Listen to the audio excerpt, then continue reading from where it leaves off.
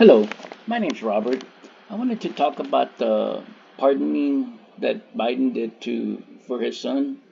I want to talk about my opinion. Again, this is my opinion. I'm not a lawyer. But before I start this, I just want to say that I heard Joe Manchin mention that President Biden should pardon Trump uh, also. But to me, I think that Trump should not accept a pardon from Biden. As a matter of fact, I think that Trump should make some kind of notarized statement saying that he would not accept a pardon from Biden or his administration. And I would also encourage Trump to have his newly appointed staff that he's appointing to sign something like that. I would probably call it the USA Patriot Loyalist form and have him sign it. Hey, I'm not willing to take a pardon from the Biden administration. His lawyers could probably make like a general form and have them all sign. But I'll come back to that. Anyway, I want to start by talking about President Biden pardoning his son, and he lied, of course, and that was expected. He told the news stations that he was not going to pardon his son, that he was going to go with what the court said, and lo and behold, he went ahead and pardoned his son. But the thing is, he pardoned his son from 2014 to like 2 3 days ago, and that's when he got into the Burisma uh, uh, directorship, where he was serving and he was getting paid what I think 80 something thousand a month.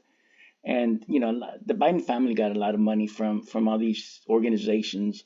A lot of the organizations or countries. I remember them showing checks that were processed through the Biden family. So I mean, they're all corrupt. They took money from China, Ukraine, and I believe Russia. Again, they were blaming Trump, saying that Trump had colluded with Russia. When all of a sudden we find out Biden colluded with all these countries, making money for him and his family. So my question is, who will Biden pardon next? The Constitution gives the president the power to pardon someone before they are indicted, convicted, or sentenced for a federal crime. Which again, he did that for his son, gave him a pardon from 2014 to like 2 3 days ago for anything that he's going to be convicted of if they find anything else. So I mean, pretty much he's scot free now for any crime he might have committed since 2014. Um, now the next thing I want to talk about is who is he going to pardon next? I get everyone talks about him pardoning his whole family and himself for all the corruption they have. And again, that's a no-brainer. He will pardon most likely his family and himself. And the thing is that to me, there's possible treason here, because he pretty much sold out our country, I think, to make money. Um, Again, that's my opinion.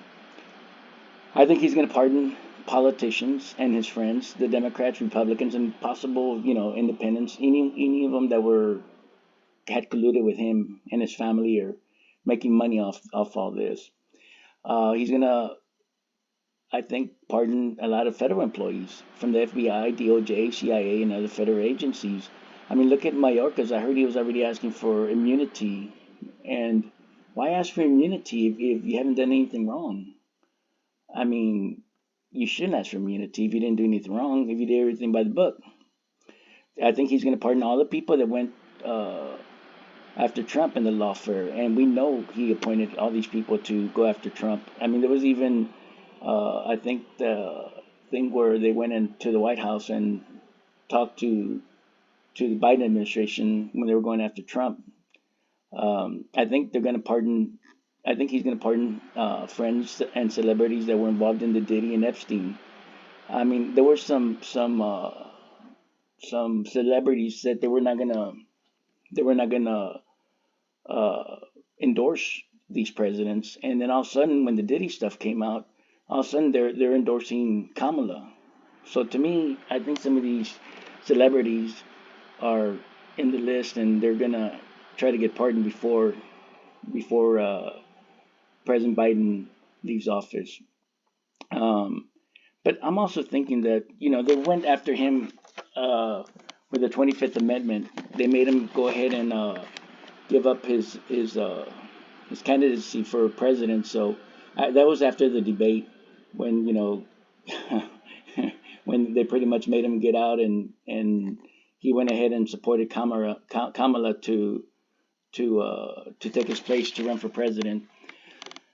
So I'm hoping that he remembers that and he doesn't pardon some of these people like Nancy or Hillary or Obama. Okay. And then the next thing I want to talk about was, is President Biden competent to make decisions of pardoning people? I mean, first of all, in my opinion, is he? I don't think he's competent to be running our country.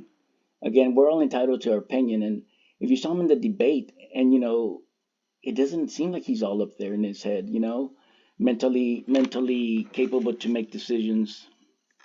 Um, Robert Hurd, I believe, the special counsel, uh, said that Biden had poor memory, could not stand trial because he had poor memory and poor and limited memory. Now, to me, if he has poor limited memory, is he competent enough to be president? I mean, can he be pardoning all these people? So that's my thinking about that. The next thing is that any pardon that President Biden gives to anyone who has no convictions should be a flag.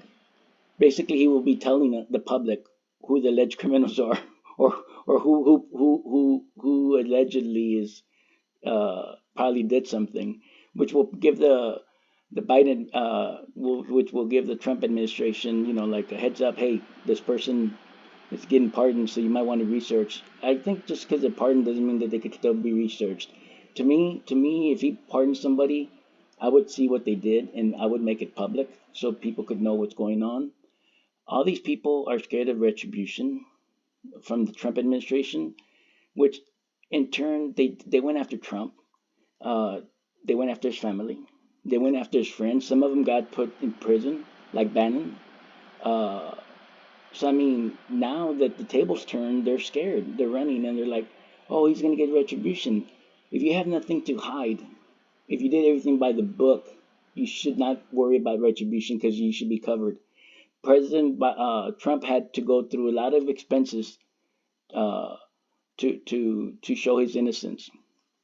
Anyway, again, I would encourage President Trump to get a notarized document rejecting the pardon if offered by the Biden administration, and I would encourage all of his cabinet picks to get a notarized rejecting any pardon if offered by the Biden administration.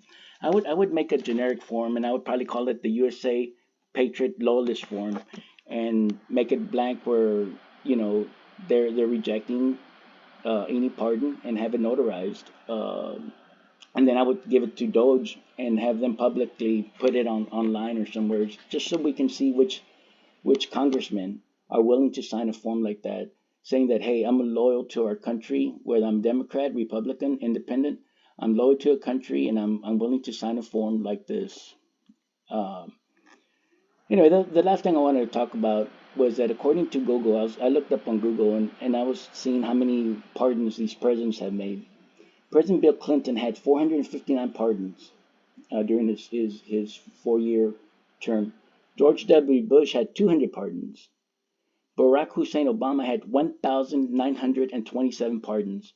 Of course, he had 2 terms, so he had 8 years in as president. Donald Trump had 237 pardons, and it was surprising when I saw Joe Biden. He had less than 40 pardons so far. So my question is, by the time President Biden leaves office, I wonder how many pardons he's going to have. Will he have more than Barack Hussein Obama, which is 1,927 pardons? I'm curious to see how many pardons he's going to have, and compare it to see if he has more than Obama. With the last few days he has, what, less than 60 days? Anyway, that was just my opinion on all this. I just wanted to discuss some of this stuff, and I want to see what you all think.